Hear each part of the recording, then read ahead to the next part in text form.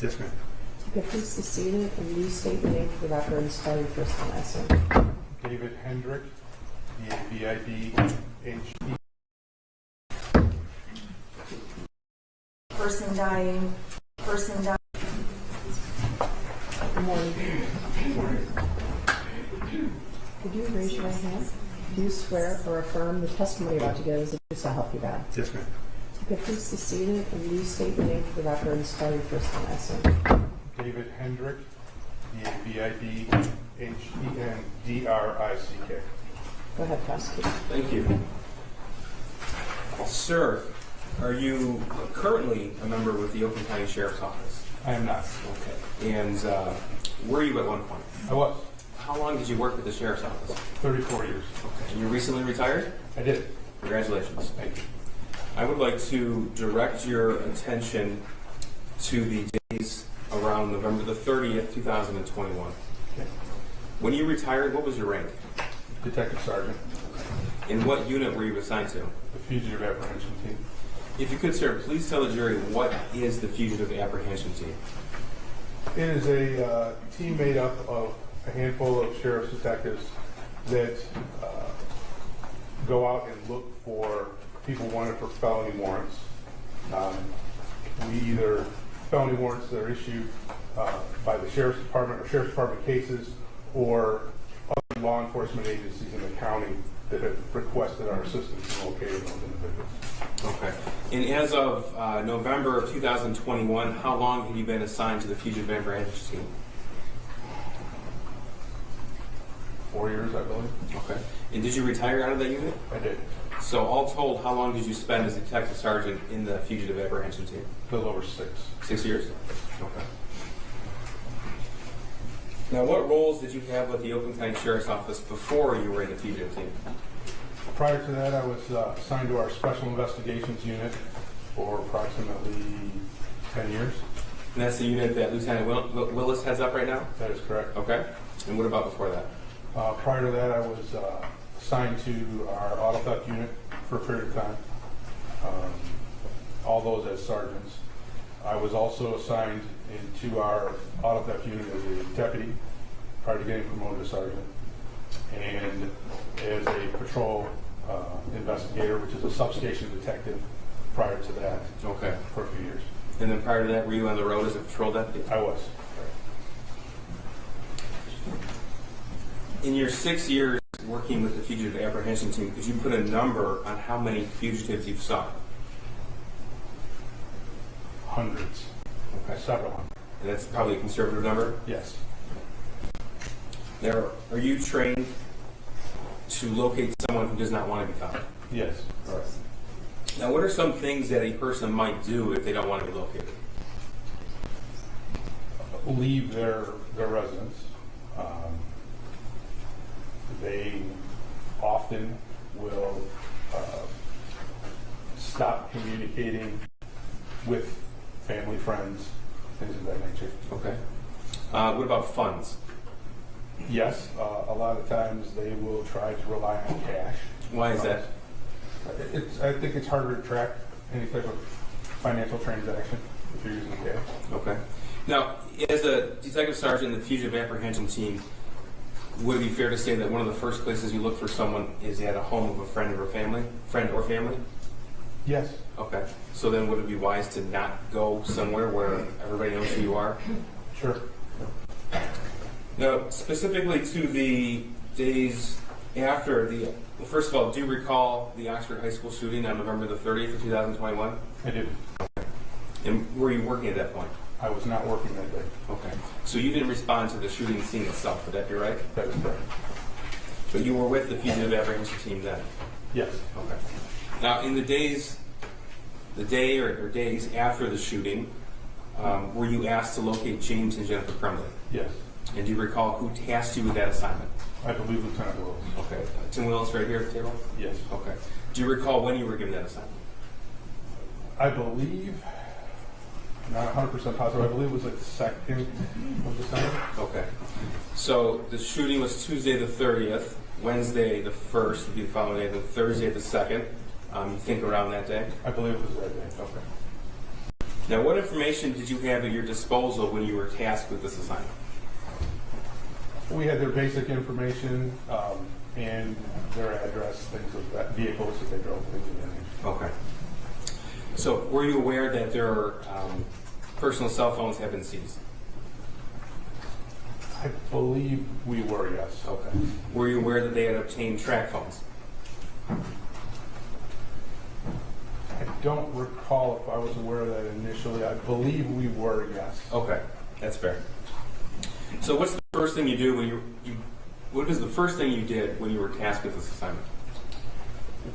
Assigned the different members of my team to go out and check addresses, start looking for vehicles, start checking local hotels, things of that nature. Okay, so when you say check addresses, what sort of addresses?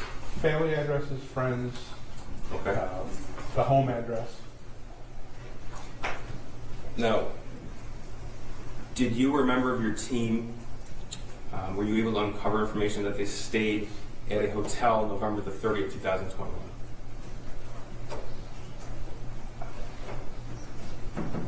I believe so, but the specifics of what hotel I don't recall. Okay, that's fair. You said you had the James and Jennifer's vehicles identified at that point. Correct. Okay. Were you made aware that a vehicle was located? Yes. Tell me about that, please. That vehicle was located in the city of Auburn Hills, Where at the city of Auburn Hills? at an extended stay hotel, Okay. And do you recall which day it was located? December 2nd. Correct. And what did you... I misspoke. December 3rd. Okay. December Located in 3rd. the afternoon, December 3rd. Okay. So when you received that information, what did you do? I had everybody respond to that area to set up surveillance on that vehicle, check the hotel to see if they were still registered guests there. Okay. And did you come to find out that they had been registered guests, they left that morning? Yes, I'm not sure the exact date they left, but it very well could have been that morning. Okay. And it's fair to say that they left and they left that vehicle there. Is that Correct. correct? Okay. So did you have a team member sitting on that vehicle conducting surveillance? Yes. All right. Did they ever return to retrieve that vehicle? No. And do you recall the type of vehicle that was? I do not. If I said Kia, does that sound right to you? That does sound right. Okay. At that point in time, well, by that point in time, were you aware that they had obtained the track phones? Yes. Okay. Did you learn at that point in time that they had obtained another set of phones as well? I don't believe I knew that. Okay. So that would be new information to you. Yes. Now, at the time the Kia was found, you said it was the afternoon of December the 3rd. That would have been a Friday. You had detectives conducting surveillance? Correct. Okay. And tell us what happened next, please. Well, that was, we sat and watched the vehicle all afternoon and all evening, Of Friday the 3rd? Friday the 3rd. Okay. And it was later in the evening of Friday the 3rd that I was made aware that their other vehicle had been located And where was that located? in the city of Detroit. Okay.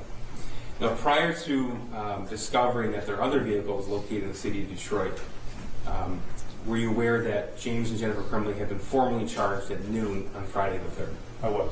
Okay. And what did you do with that information? At that point, myself and one of the other detectives went to what we learned is their attorney's office and attempted to locate the vehicle that we had not found yet. And I spoke to their attorney. Okay. And why did you do that? Well, I wanted to make sure that she was aware that a warrant had been issued and introduce myself as the person that was looking for them and try to broker a safe, event-free surrender. Okay. And were you able to do that? I was not.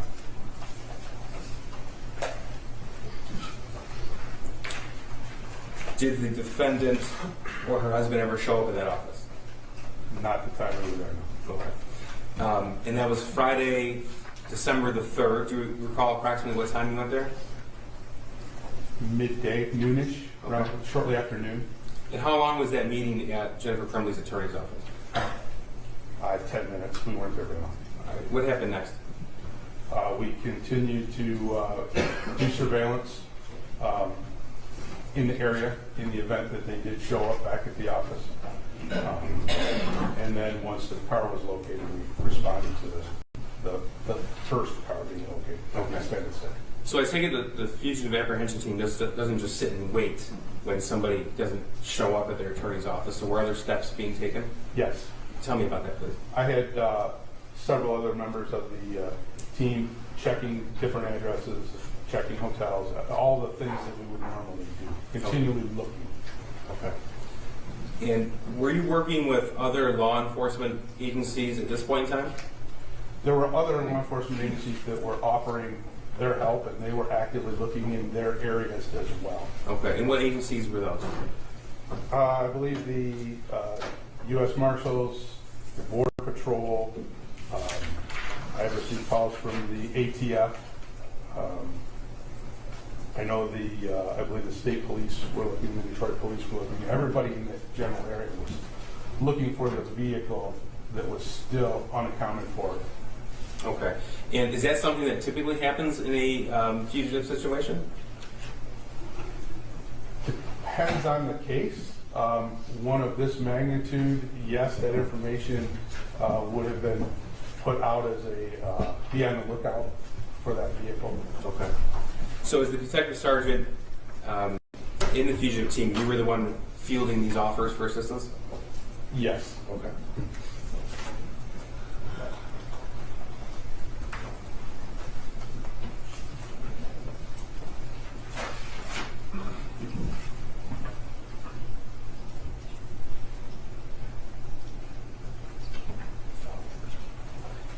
So, sir, at this point in time, you have been tasked with this assignment by Lieutenant Willis. Is that correct? Correct. So, who do you apprise of progress in a fugitive situation?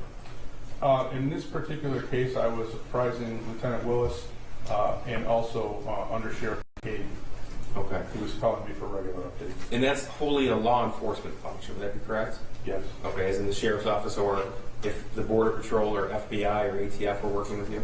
Yes. Now, after you had the detective sitting in Auburn Hills, and after you had been conducting surveillance at Jennifer Crumbley's attorney's office, do you recall what city that was? Bloomfield Township, I believe. Okay. What you said you were notified of the vehicle being found in Detroit. Yes. Okay. Do you recall the approximate time that occurred? I think it was close to 11 p.m., maybe shortly before 11 p.m. Okay. And if I told you that the charges were formally read on noon on Friday the 3rd, would that sound correct? Yes. So tell me what happened when you received that information that another vehicle, the Crumbley's, was located in Detroit. At that point, I instructed one of my detectives to maintain contact with the vehicle that we had found earlier in the day, and then I pulled everybody else, and we headed toward the address in Detroit. Okay. When you say everybody else, were people doing different things in different locations? Yes. I mean, several of the guys were right there on the car because that was the one thing that we knew we had. So Okay. they were sitting there. So yes, I pulled everybody off of that location and any other task they were doing to head to Detroit. Okay. What other tasks were other detectives doing if they weren't conducting surveillance? Just searching records, looking for anything they could find that might lead us somewhere else. Okay. How many members, if you can tell us approximately, are in the Fugitive Apprehension team? At that time, I believe we had 7. Okay. And were all 7 detectives assigned to this task? Yes. All right. Did you learn the address of the building where that second vehicle was found? I did. Okay. So I said 1111 Bellevue Street in Detroit. Does that sound right to you? That sounds correct. Give us an idea of where that is in the city of Detroit. It would be, I guess, on the east side of Detroit near Belle Isle, just a couple blocks in from Jefferson there, which is the main drag that runs along there. Okay, so close. So we're oriented near the Detroit River? Yes. Okay. And what's at that location? That is an industrial building that it was multiple floors and had multiple different suites or rooms in it. Okay. Tell me your observation when you arrived at that location? When we first arrived, the Detroit Police Department was there.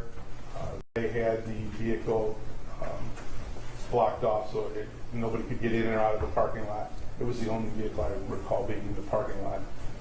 And there were several Detroit officers on scene at that point. And when you say several officers, are we talking about 5 or 6, or are we talking about more of that? More than that. Give us an idea of how many officers were on scene. At that particular point, when we arrived there was probably 15, 20. Okay. And did additional law enforcement personnel arrive as the night wore on? They did. Okay. And all told, could you give us an idea of how many police or federal agents were there on scene?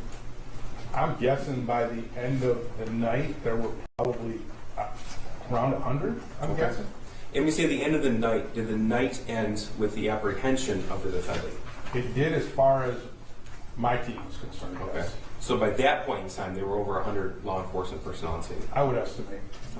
So you said you recall being notified that the second vehicle was located in Detroit around 11 p.m. on Friday the 3rd? I believe shortly before 11, but around 11. Yes. Okay. Do you recall about what time you arrived there? We got down there pretty quick that hour of night, probably 15, 20 minutes. Okay. And so we're talking about 11:10, 11:15-ish, and I don't want to guess, so just tell me if that sounds right. Or a little bit earlier. Or a little bit early, okay. And there were already about 15 or so, at least, officers on scene? Yes. All right. So, once you arrived on scene, did you coordinate with other officers? Yes, I talked to whoever was in charge, the sergeant or the lieutenant, I'm not sure what his rank was, of the Detroit Police Department that's there. And then was a plan formed to search that industrial building? Yes. Tell me about that. As more officers arrived, we were able to gain access to the building, and we kind of formulated a plan that several of us would search the second and I believe third floor of the building, and the Detroit Police Department was going to search, their SWAT team was going to search the first floor. Okay. And sir, you've been a part of searches for fugitives in buildings in the past, I take it? Yes. Okay, give us an idea of what that looks like. It's a very slow, methodical process. You slowly approach every door. You do your best to make sure that obviously no one gets hurt inside or outside. You make entry in, and then you search every place inside of the room you're in that could possibly hold an individual. Okay. Is this a quiet endeavor, or is noise made? It can be quite noisy. Okay. And it's quite noisy the night of December the 3rd, 2021? Yes, it was very noisy. So you had, I think you said 7 detectives at your disposal in your particular team? Yes. Okay. And there were other teams conducting searches at the same time? Yes. So each team was searching different areas of the building, would that be right? Yes, we searched. Each team kind of was responsible for a certain floor of the building. Okay. And were there police vehicles on the perimeter of this building? Yes. Okay. Give us an idea of how many police vehicles you saw. Dozens.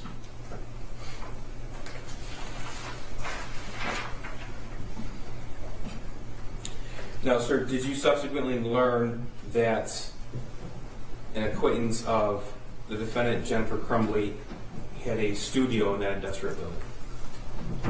I learned that at some point, yes. Okay. So you weren't involved in the actual apprehension of the defendant or her husband, is that right? That is correct. Okay. And tell us, if you know, how the apprehension occurred.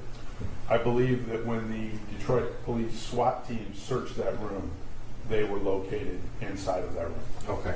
And do you recall the time that occurred where they were found? Approximately 1 o'clock in the morning, I would think. Okay, so Somewhere that'd be Saturday, December the 4th? Yes. After they were apprehended, were they turned over to you? Yes. Okay, and then what happened? Myself, and 2 other officers transported them directly back to the sheriff's office. They were in each of their vehicles, and I was following. Okay, and just so the record is clear, do you see Jennifer Crumbley in court today? I do. Can you please point her and describe something she's wearing today? It's great. Blazer. Would the record reflect identification of the defendant? Record will reflect the identification of the defendant. I have nothing further. Thank you. Good morning, afternoon, good morning. You have obviously a lot of experience with law enforcement, correct? Yes, ma'am. In addition to your position where you're tasked with tracking down fugitives, you also have additional experience as a police officer who has arrested people in the past, correct? Yes. And there are different ways that a person accused of a crime can come into custody of the sheriff's department. Is that a fair statement? Yes. Okay, so if you see a crime take place, you can immediately go and arrest that person upon seeing a crime take place. Yes. You have the ability to go to the court, present facts, and ask the court to sign an arrest warrant. Is that correct? Yes.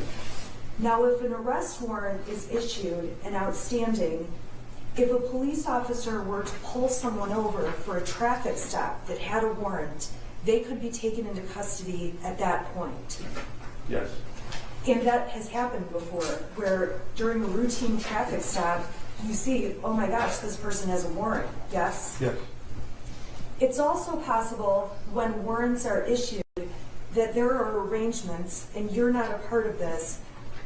The defense attorney and the prosecutor can make arrangements for the defendant to turn themselves in to the court. I can't speak to arrangements that would be made.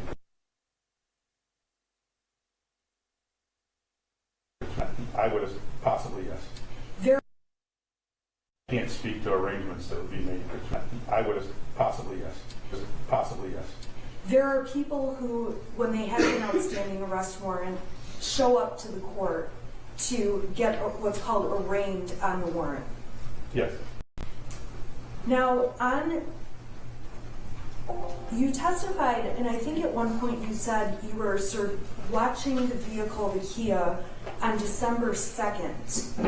Was that incorrect, or was it December 3rd? It was December 3rd. Okay, so on December 3rd, you began watching the Kia that was in the hotel parking lot at what time?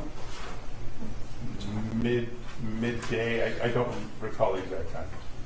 So you began watching the vehicle, the Kia, midday, and you never saw either of the Crumbleys return to that Kia, correct? Correct. It was midday on the 3rd that the prosecutor's office announced there was a warrant out for Mr. and Mrs. Crumbley. Correct.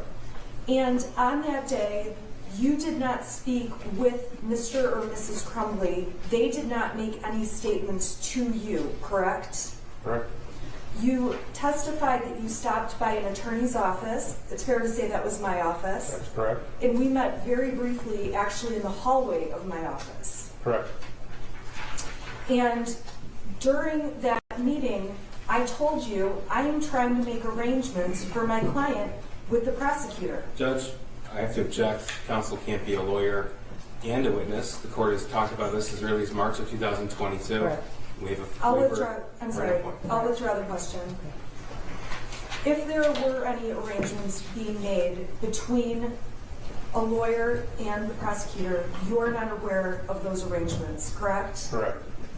Do you pay attention if the lawyer files an appearance with the court, letting the court know Mrs. Crumbley has a lawyer? Not typically, no. So you would not be aware if Mrs. Crumbley had officially hired a lawyer and they filed an appearance saying, I'm representing Mrs. Crumbley? Normally, no. So that night, you testified that ultimately you ended up over in Detroit where the other vehicle of Mr. and Mrs. Crumbley was found. Correct. Now, when the other vehicle of Mr. and Mrs. Crumbley was found, you have no idea how that vehicle got to Detroit. Correct. You have no idea if Mr. and Mrs. Crumbley rode in the car together or if one of them drove that vehicle there. Correct. You also have no idea why they may have left a vehicle at the hotel in Auburn Hills, correct? Correct. And knowing that they stayed at a hotel in Auburn Hills, we can agree that Auburn Hills is close to this courthouse. Correct. Auburn Hills is located in between, essentially, this courthouse and Oxford. Is that a fair statement? And I don't know the geography real well, even though I live there. You can say that. Okay, so we know that one of their vehicles is local in Auburn Hills. Correct. Correct. And the location in Detroit is less than an hour from here. Correct. Now, when you went to that building where Mr. and Mrs. Crumbley were ultimately found, that building you described as an industrial building, correct? Yes. You testified that there are multiple suites within the building. Yes. And it's fair to say there are several businesses that operate out of that building. Yes. It is not an abandoned building. No. It is not an abandoned warehouse. No. So if there were ever comments made that Mrs. Crumbley was found in an abandoned warehouse, that was simply incorrect. It was not an abandoned one. Correct. Your testimony was that at approximately 1 o'clock a.m. on the 4th, so later that night, that was specifically when Mr. and Mrs. Crumbley were located in that building, correct? Correct. And to your knowledge, they were found in an art studio where a business had an operating art studio. I'm not sure what actually was in the studio. I never actually entered the studio. The portion of the building that Mr. and Mrs. Crumbley were in was not some abandoned, barred up area of the building that was vacant. Correct. So there was a business or something going on in that studio. I just want to make it clear that it wasn't something that was abandoned where no one was going or using over time prior to that day. I don't know what took place in that studio. I never entered that studio, but I do not believe it was an abandoned studio. So they were ultimately apprehended around 1 o'clock in the morning. Correct. And do you have knowledge, if you're not, of what Mr. and Mrs. Crumbley were doing when they were apprehended at 1 o'clock in the morning? I have no idea. I was not in the room. Okay, thank you. Find the fugitive, would that be right? That's correct. Okay. And this is a law enforcement function. Yes. Okay, and you were given your directives by Lieutenant Tim Willis of the Special Investigative Unit? Yes, sir. He's the officer in charge of this investigation. Yes. Okay. Now, the rooms that you cleared, they weren't homes, apartments, or lofts, correct? No. Okay. No. Thank you. Nothing further. All right, you may step down and you're excused. Can we have a quick bathroom break?